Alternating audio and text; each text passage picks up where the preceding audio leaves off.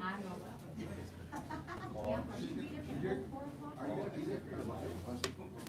gonna be there until Oh. yeah. I'm not gonna be here.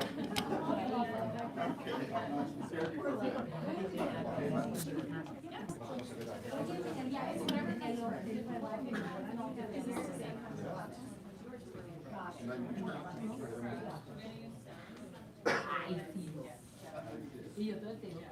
The olden days, they made us do our life. How old are these? Like I remember.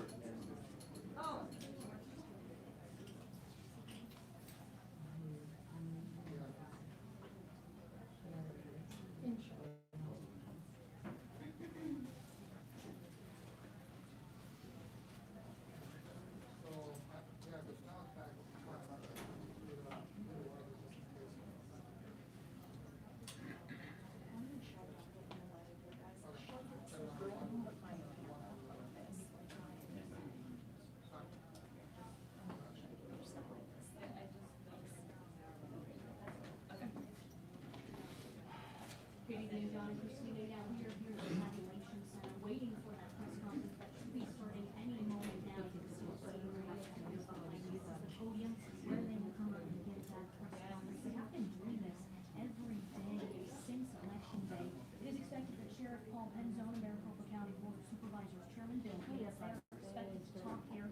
Maricopa County confirmed that all early ballots dropped off on election day.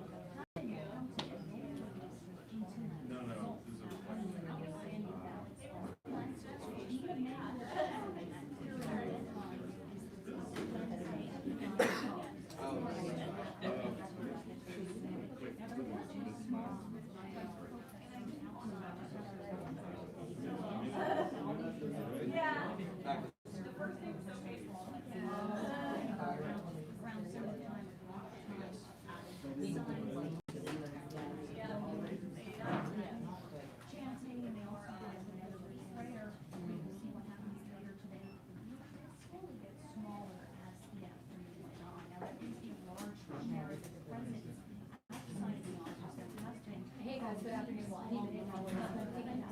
Chairman Bill Gates as well as Maricopa County Sheriff Paul Penzone. So you see me stuck out of the camera, that's why we're waiting for them to walk into the room. We're hoping to get an update on security and sheriff as well as what we expect to see later on tonight. We are expecting another drop in the polls at 6 o'clock. Our close to around 6 o'clock, and we are nearing the finish line. There are up to 95,000 ballots remaining and 73,000 ballots dropped off on election day. You guys sit down here for all times. Officials are walking into the Democrats came promises of finding over 24,000 votes. Of course, you all are safe and check the status of the ballot. Be out ready to vote. Again, that press conference shortly ends away. 3 minutes now. They are through the podium. Good afternoon, everyone. Welcome back. Thank you for being here on such short notice, although I think a lot of you are already here. I appreciate it. My name is Fields Mosley. I think I've met you all. I'm the Communications Director here. Today, we're fortunate again. We have Sheriff Paul Penzone with us from the Maricopa County Sheriff's Office, and also the Chairman of the Board of Supervisors, Bill Gates. They're each going to say a few words, and then we'll take your questions today, okay? So, Sheriff Penzone. I don't have walked in that many cameras ever in my life. I don't know if it's the hat today. I did watch Yellowstone last night, so I'm trying to channel John Dutton. But we'll get down to business. I will tell you that we have, just because of the time frame and the space that we're in, we have increased security again here at the facility, much like election night. Not because we foresee that there is a problem. We just want to be prepared so that there is not. So you may see a few more bodies out there, but I'll just recap the week for you. Actually, let me start in a different place. I heard some chatter today from some folks who have a platform and their voices are heard, and they're saying things that are disappointing, negative things, criticizing Arizona because of the process and the time frame related to this election. I want to tell you what I've seen in the last week. I have seen people at the polls who are excited about the opportunity to actually participate in this process, working long hours, coming in early and working late because they want to make sure that this election is free and fair. I have seen employees in the recorder's office who show up here and initially had concerns over safety, and all they do is express gratitude, and they go into these rooms and they grind it out every day trying to count millions of votes. I have seen elected officials like the recorder and the chairman here when the sun is coming up and long after the sun has gone down, and I have seen the looks on their face when there were challenges and concerns, and I've seen the commitment and dedication as they work through those. And I'll even talk about the folks out front today, and they were out front the other day, and aside from maybe a few expletives and other choice words, peaceful, expressing their First Amendment right, expressing their concern over the circumstances, but abiding by the law and being respectful for the most part. So if you're saying Arizona is a bad place and that we're so terrible because it's taken a week to come to the end of an election, I think you better look in the mirror, because Arizona is an exceptional place. Maricopa County is incredible, and the people here have done a phenomenal job. So I get the chance to speak to you, so I'm going to speak from the heart on some things. I think it needs to be heard and needs to be said. There are good people involved in this process, and I'm confident in the outcome. So if you have issues, do not confuse your intentions with your actions, meaning you may be well-intended, but if your actions are criminal, that line still stands exactly where it was. It hasn't moved. If you believe there's ways to do it better, then find the process to make that help accomplish that, do it the right way. But if you do it the wrong way, then there's a lot of deputies out there who've been working hard for the last week. They prefer not to see you cross the line, but if you do, they'll hold you accountable. I really don't have much else to say other than thank you for your patience and the work that you've done in covering this. I know we're coming to a conclusion pretty quickly here. Looking forward to those who have been elected leading the state in the right direction, and hopefully it'll be about collaboration and not division. Any questions? Actually, I hand it to you. Any questions? How do you want to do this, Field? Yes, sir. Let's hand it over to All Chairman, right, and then thank take you. some questions. Thank you. Thank you very much, Sheriff Penzone, again. On behalf of all my colleagues on the Board of Supervisors, we're so grateful to you, your team, and all of law enforcement for the incredible job they're doing to allow democracy to continue to work. And that's exactly what's going on here behind us and what's been going on for the last week. So give you guys some information. This evening, some point after 6 o'clock, we will have our last big drop of votes. We'll have, we have less than 100,000 left. This will be a big drop of votes. And I want to say something right now, which is what we do here is we count the votes and we report the votes. We don't call races. Those of you in the media call races. We don't do that. We're not going to do that tonight. And the only time you're going to hear from the Board of Supervisors speaking as a group of 5 is right after Thanksgiving. We will hold a vote on a canvas, and we will vote on whether to accept the canvas of the vote in all the races in Maricopa County. But we're not going to call winners or anything like that. Tonight, we will have the late earlies from Election Day. We're going to have all those will be reported, with the exception of a few that need to be cured. And let me talk about curing a little bit, because we haven't done that. So we cure, this is when, again, these early ballots come in, and for some reason, all the folks that are doing this hard, tedious, but important work of comparing the signatures on the outside of the ballot envelope to the signatures that we have in the voter registration that the recorder's office has, compare those. And if there's a problem, these don't look like they match, there are questions, then we go about the curing process. So the team from the recorder's office will reach out to folks, contact them, say, there's a problem here. Can you help us? Can you provide additional information to give us a level of comfort and security that you in fact filled this ballot out. And this came home to the Gates family earlier this year. So our 19-year-old daughter, she was voting for the first time in August, and she got one of these calls. So clearly her penmanship she's taking after her father. But they contacted her, and she was able to cure it, and then her vote counted. So this is such an important piece of the process. Like I said, we haven't really talked about it now, but now we're starting to get into those. And I know the political parties are focused on that, and they should be. That's great. So they're reaching out to their folks to make sure that they can address this, but also we're doing it proactively. The recorder's office is doing it proactively to make sure that these are cured. There has been a lot of, some people concerned about whether their ballot has been counted or not, and we would encourage folks here in Maricopa County to go to beballotready.vote, and they can go on there to see if their ballot has been counted. Now, there's been a lot of chatter about people going to that website, and they're looking to see if their vote was counted, and they believe that it's indicating that their vote wasn't counted, but that may not be the case. A lot of these people are voting, they're clicking on voter history, okay? Voter history is what's happened in the past. That's not updated for this year. You need to click on ballot status to find out whether your votes have been counted. So for people who are interested in that. So again, last big drop tonight. So what's going to be left after tonight? A few things. First of all, any additional early ballot envelopes that are cured. So as they get cured, then they're sent over here to be tabulated. Also, any provisional ballots that get cured. And one example, there's a few examples, but one of the examples is the conditional provisional. That's when you go to vote and you go to vote in person and you forgot your driver's license. You're allowed to vote a provisional ballot, and then under Arizona law, you have 5 business days to get your ID in here so that that vote can be counted. Again, we've had a long history here of requiring voter ID, and that continues under Arizona law. The other thing is the folks back here are working on those box 3, continuing to work through the few thousand box 3 ballots that are left. And, we'll have hopefully some of those tonight and then some more in the coming days. And then the final one, and we haven't mentioned this one yet either, is the hand tally of Legislative District 22. So in Legislative District 22, the candidate, the incumbent, announced that he wasn't going to be running after all, too late after we had already printed the ballots. So as a result, that's an all write-in race.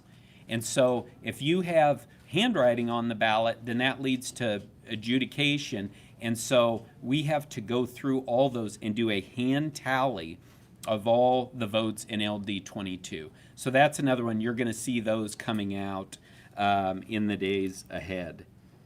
And all those different categories that I just went through with you, after we release the results tonight, we'll provide a full rundown of the numbers that we have in each one of those categories. Again, but that will be after tonight's ballot drop. So with that, I'll turn it to Fields. All right. Thank you, Mr. Chairman. Do you have any questions? Sasha. I've got 2 questions. One is for the sheriff and one is for the chairman. Who wants to go first? Let's talk to the sheriff first. Okay, Sheriff. I'm wondering, Steve Bannon was saying online that people can't let Arizona certify this election, and I'm wondering with that if you have any security concerns around certification, which I believe is currently scheduled for after Thanksgiving in the county. Who's that? Steve Bannon. Is he an Arizona resident? Not to my knowledge, sir. Okay. Well, I'm pretty confident in the team that we have here, and we will, as always, abide by the law and expect everybody else to abide by the law also. As I stated earlier, a lot of folks like to point fingers and make accusations and criticisms, and it's usually those who don't put the hard work in that is necessary to carry out these tasks. So everybody's got an opinion. Not everybody's responsible, and those who are going to do an exceptional job, and I'm not concerned at all about his opinion or others that feel that way.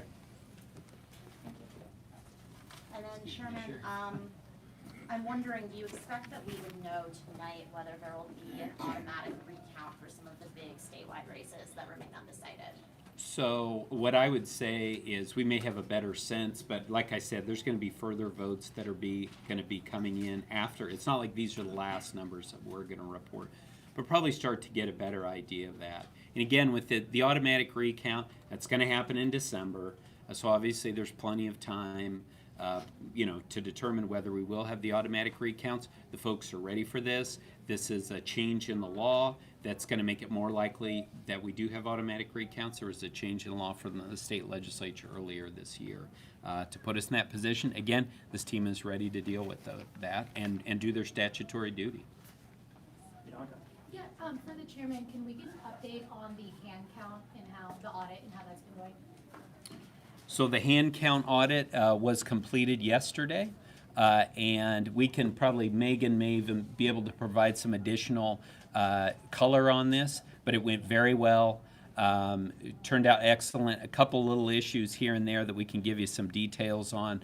But again, fantastic work by the folks who came in to do the hand count, and absolutely, again, established and reiterated the fact that these machines work. They're effective, and that they're the best way to count votes. And then one more question for you. Again, the chatter online seems to have been building a bit today. A lot of questions around box 3. A couple of allegations I'm hoping that you can just address. One is folks alleging that there must be far more than 17,000. They were overflowing at particular locations, being put into Tupperware or unsecure places. And then the other is people questioning why we haven't seen results from box 3 in the past couple of days. Okay, so first of all, I'm not aware of any box 3 ballots being put in Tupperware. They've been handled securely throughout, so I can confirm no Tupperware unless anyone knows of something to the contrary. The last box 3 results were when, Megan? It was a few days ago. Okay, yeah, it was a few days ago. We're working through, we're processing them, as I just mentioned. We should see more of those. There's a reconciliation process that has to go through, and that's exactly what's happening. Again, this is the people that get frustrated or get impatient. It's because we're doing everything to make sure that these are eligible votes. So I don't understand that. I think a lot of these people who get impatient are those who have been advocates of security, of making sure that only eligible votes are counted. And finally, with respect to the 17,000, I don't know why people wouldn't accept that number. I mean that is just puzzling to me. So I really don't have a response to that. And Megan will come up and answer a little bit more of this question about where we're at in that process. My name's Megan Gilbertson. I'm the Communications Director with the Maricopa County Elections Department.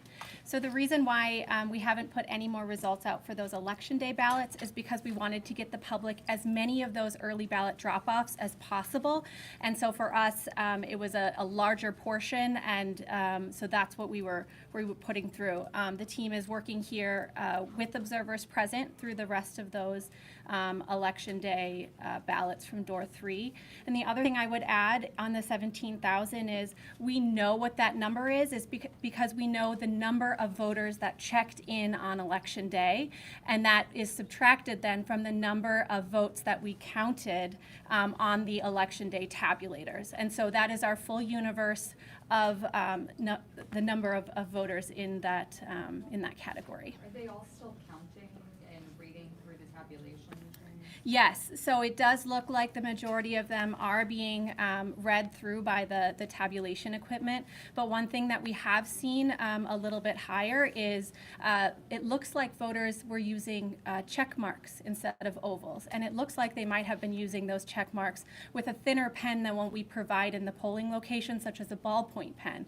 And so because of that, that has to go to our bipartisan adjudication boards because the oval isn't fully filled in.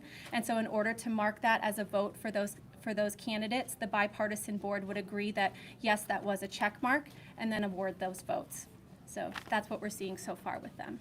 Megan, can I just ask about that? Is that the Election Day one? Is that, I'm going off yesterday's press release, is that the first line 5,000 of the estimated Election Day ballots to be reported? That's the box 13. That's the box 3. Yes, that's the Okay. left to be Box 3, reported. sorry. So then, if if all of the election day, the mail-in return on election day are dropped off, then we're talking about about 1,300 left beyond everything else you're reporting today. So we're going to provide a full 13,000. accounting. Yeah, we're going to provide a full accounting of the number of ballots left tonight after we report results, because that's how we know how many ballots have been counted today. You can see our teams are still working hard to provide the results out tonight. But is it fair to say that if you're reporting all of those mail-ins that were dropped off on election day based off the last press release, that's about 73,000? So we're reporting the majority of those mail-ins unless any of them need to be cured. Let's go to Jim. Okay. So still, and maybe this is still for Megan, I don't know, but just to clarify, two related questions on box 3, or the ballots themselves. You talked about the pens, that the ink was too thin or whatever. So there were pens in the actual centers that you wanted voters to use, and was that because some voters brought their own pens? Did you recommend against using their own pens? Well, I think we made it very clear, even a month ago when we started doing press conferences in early October, that we were recommending using fast-drying felt-tip pens on Election Day, and we provided fast-drying felt-tip pens. I mean, Pentel was the brand that we purchased, but those fast-drying felt-tip pens were what we recommended. But we know some people want to bring their own pen. We also know that some people were spreading that you should only use a blue ballpoint pen on social media. To what end, I'm not sure, So other that than... ballpoint pen advice, was that kind of counter to what you all were recommending here for using those ballots? That's correct. And I mean, I think people remember back to the primary, a lot of people spilled some ink on, pun intended, on the pen story. But yeah, we recommended that. And that was mostly because we were concerned about the smudging on the tabulators there at the vote centers. We, not sure that that was really the issue this time, but we have noticed through the adjudication process, as Megan said, a number of people were using check marks, and the machine's not going to read that. Therefore, many of those ended up in box 3, and that's what's being accounted for now. So on this topic, just in terms of the way that box 3 works, because I do believe this is going to come up and it's floating around online. There are many videos of voters talking about their frustrations, that they were trying to get their ballots registered in the tabulation machines. They tried. What was the sort of ceiling number of attempts before they could use slot 3, or could anyone use slot 3 at any time of their ballot? Like, how does that process work? I'm not sure if anyone's... Yeah, I had not heard of a ceiling number, and she just confirmed there is no ceiling on how many attempts. Of course, we had a lot of poll workers in various capacities at the polls, and they were doing their best to help people with this process. And I've heard numbers thrown out, 5 times, 10 times, 20 times. I don't know if that's really the case, but they were trying to allow people enough time so that the tabulator would read it. But as we said, if they had only put check marks on there, or they put used a really light blue pen, pens come in every single color under the sun. So if they had used something real light, perhaps that optical scanner wasn't going to read it. But they could have used slot 3 at any time after one try or after no tries. Like, what was the... I think the chairman will jump in. We've talked a lot about box 3 and how that's used across the state. Yeah, no, so this is the thing, and I've been quiet about this, but I understand that a lot's been said about box 3, and a lot of blame has been put on Maricopa County for the lines and things like that. We were very clear here early on Tuesday morning, many of you were here, that as this issue started to come about, we let people know box 3 is absolutely an option for people who don't want to try and continue to put the ballot through the tabulator. Box 3 is a safe and secure way to have your vote counted. Everyone's vote will be counted that goes into box 3. And unfortunately, as we've had a little bit of time now to look back at what was going on out there, we had a lot of people from a lot of leaders in one of the political parties that was literally going out there and saying the absolute opposite to their voters. And some of you may have seen this graphic that was out there. And this graphic was tweeted out by multiple members of one of the political parties. And this is what I want to focus on. This line, it says, "Do not put your ballot in box 3 or drawer 3.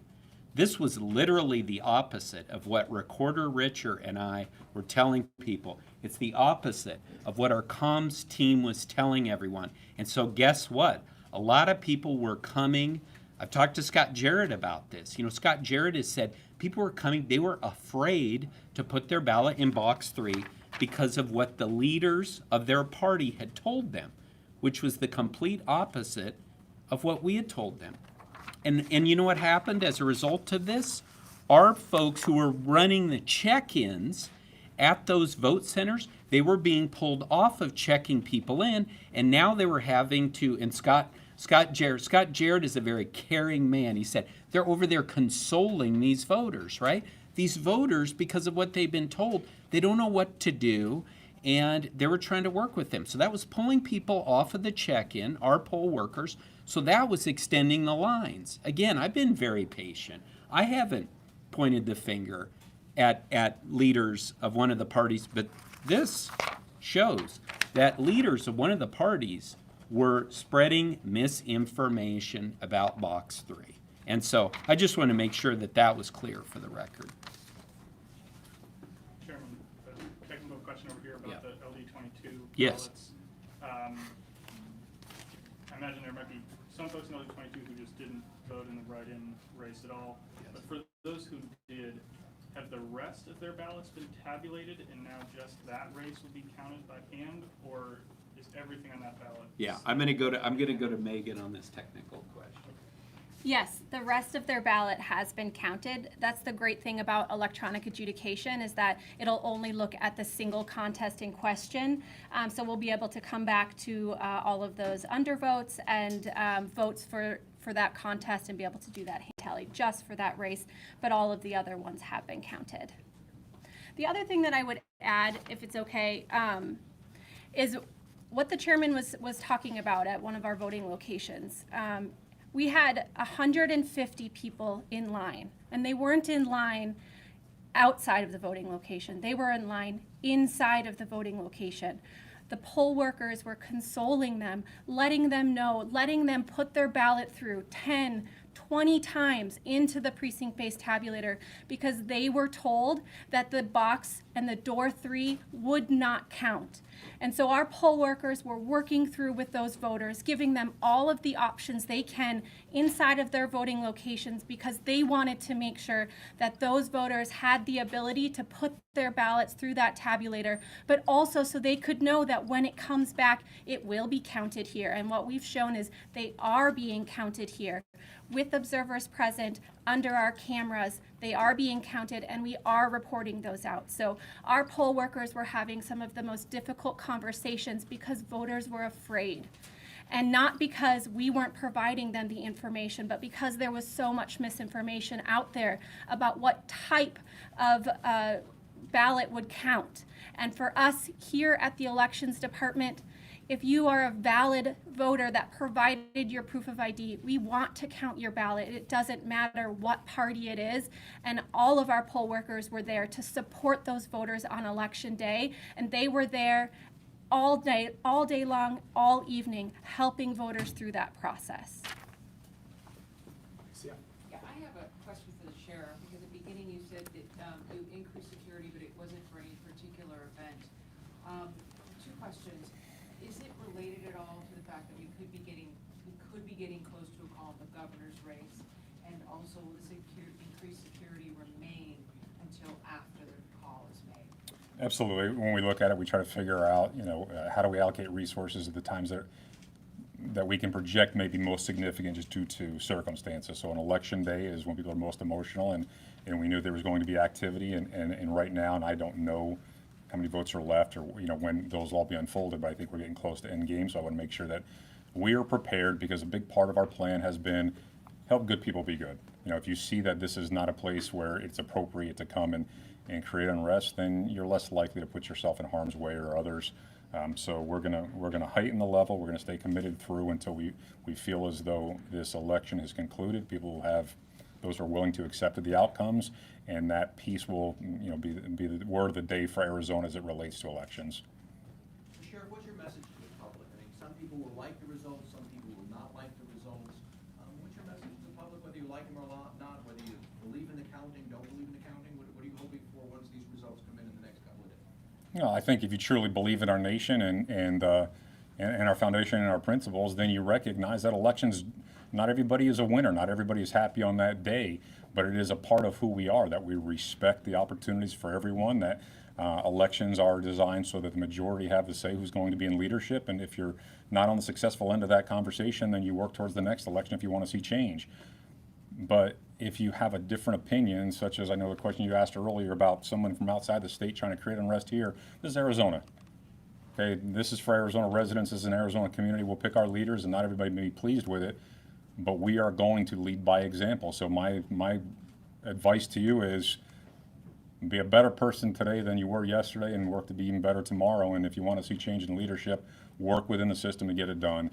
But if you get outside the lines, then unfortunately you cross some of my folks, and it becomes a different outcome. But I want to ask you to be respectful to the men and women out there wearing the uniforms, and I want to express gratitude to Phoenix PD and Scottsdale and DPS and the others that helped us out.